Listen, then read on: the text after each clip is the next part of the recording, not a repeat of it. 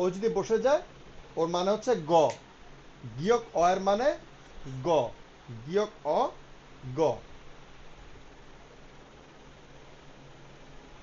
এখন যদি আমি এখানে ইয়টাকে বসাই, বিয়োগ ইয়, এই ইয়টার উচ্চারণ কি ছিল? ইয়। আমি বলছিলাম প্র্যাকটিক্যাল ব্যবহার কি হবে? রস্যিকার শূন্যস্থান অন্তস্তীয়। তাহলে এটা যদি আমি এখানে বসাই কি দাঁড়াচ্ছে? রস্যিকার অন্তস্তীয় হয়ে গেল গিয়, গিয়ক ইয়, গিয়, গিয়ক ইয়, গিয়।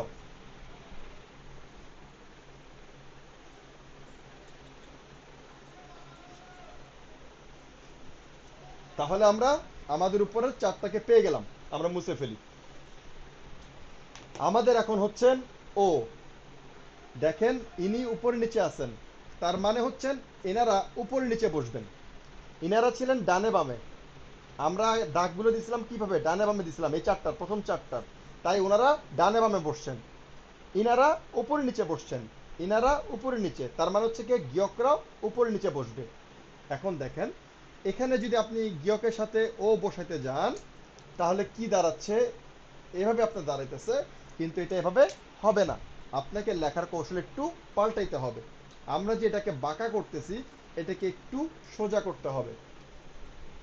কিভাবে সোজা করব? দেখেন, গিয়ক ও কিভাবে বসছি? এর মাথার উপর বসে নাই, এর সামনেও আসে নাই, এর এই পাশে বসছে। কি দাঁড়াচ্ছে? আবারও দেখাচ্ছি,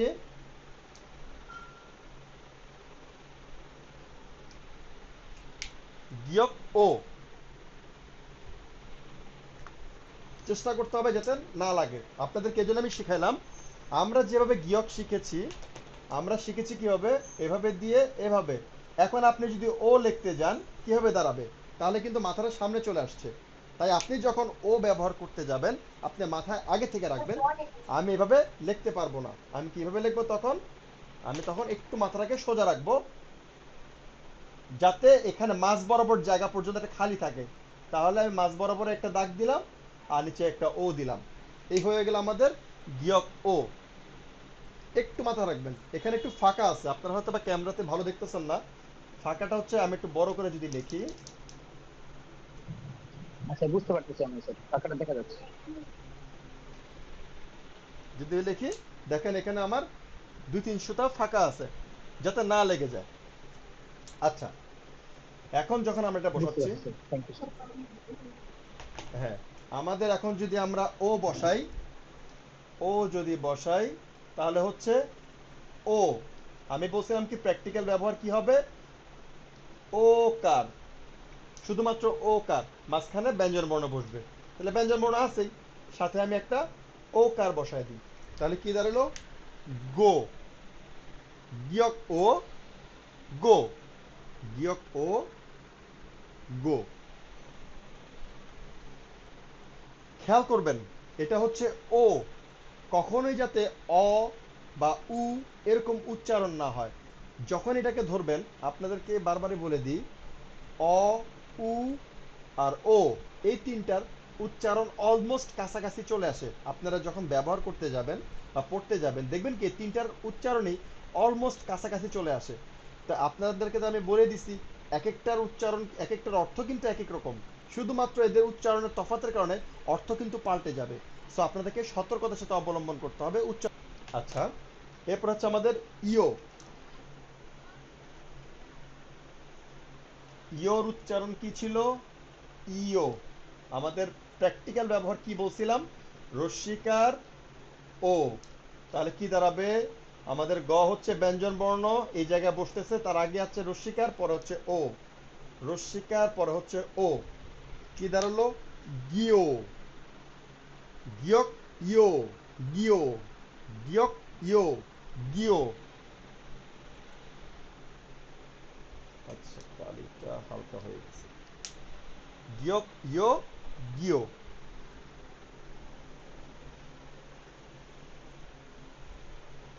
আমাদের এই দুটা শেষ। এখন আমাদের আছে উ। উতে কোনো সমস্যা নেই। আমাদের উ কি ছিল? রস্যু।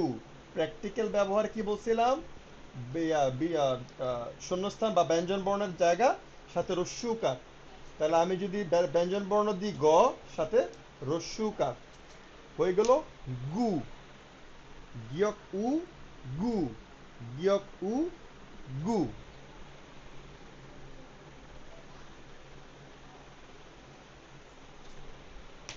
এখন যদি আমি এর সাথে ইউটাকে ব্যবহার করি,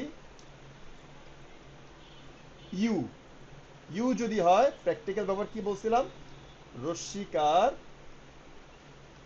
সাথে শূন্যস্থান এবং রস্যুকার, হয়ে যাবে কি? রস্যিকার সাথে রস্যুকার, হয়ে গেল গিউ। গিয়ক ইউ, গিউ। গিয়ক ইউ, গিউ।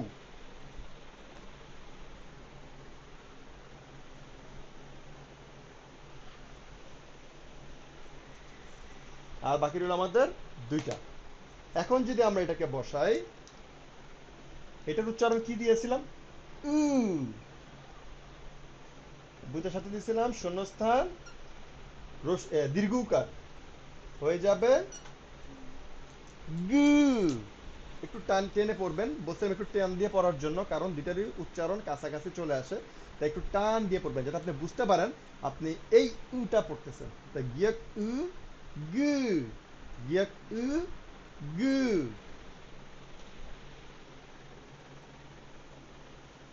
এবং সর্বশেষ আমাদের আসতেছে ই। ই। ই হচ্ছে রস্যই। প্র্যাকটিক্যাল ব্যবহার বলেছিলাম রস্যিকার। তাহলে গয় রস্যিকার গি। গিয়ক ই, গি। গিয়ক ই, গি।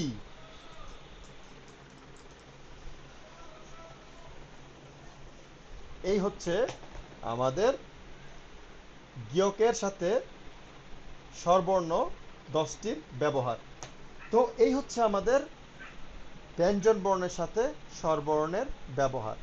আচ্ছা, এখন আমরা দেখব আমাদের 2 নম্বরটা, নিয়ন। এটার উচ্চারণ কি ছিল? দন্তান্ন।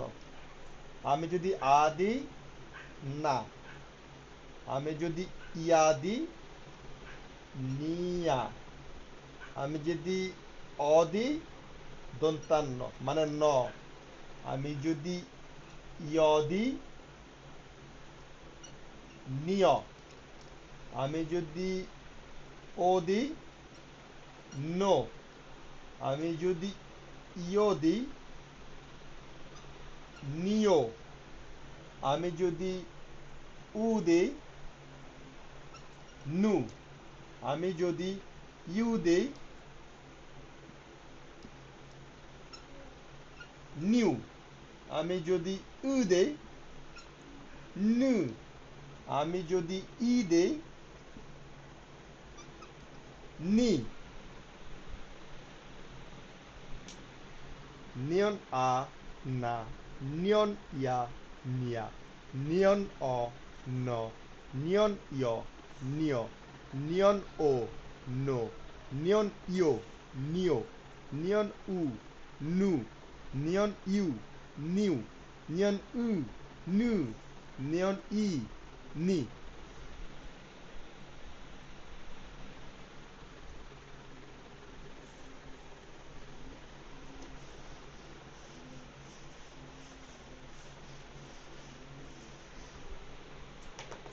আমাদের 3 নম্বর স্বরবর্ণটা ব্যঞ্জন বর্ণ কি ছিল? দ্বিগুত। দ্বিগুত আ, দা। দ্বিগুত ইয়া, দিয়া। দ্বিগুত অ, দ। দ্বিগুত ইয়, দিয়। দ্বিগুত ও, দো। দ্বিগুত ইয়, দিয়। দ্বিগুত উ, দু। দ্বিগুত ইউ, দিউ। দ্বিগুত উ